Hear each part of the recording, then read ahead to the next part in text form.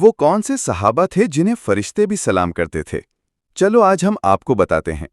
وہ عظیم صحابی جنہیں فرشتے بھی سلام کرتے تھے، حضرت عمران بن حسین رضی اللہ عنہ ہیں۔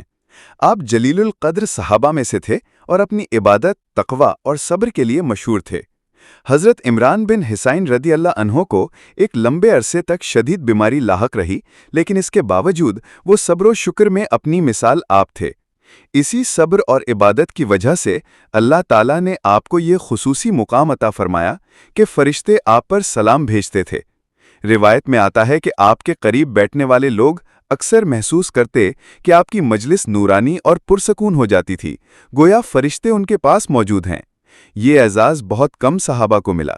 حضرت عمران بن حسین رضی اللہ عنہ کی یہ خصوصیت قیامت تک آنے والوں کے لیے اس بات کا سبق ہے کہ صبر، شکر اور ایمان کی قوت انسان کو اللہ کے قریب کر دیتی ہے، یہاں تک کہ آسمانی مخلوق بھی اس کی تعظیم کرتی ہے۔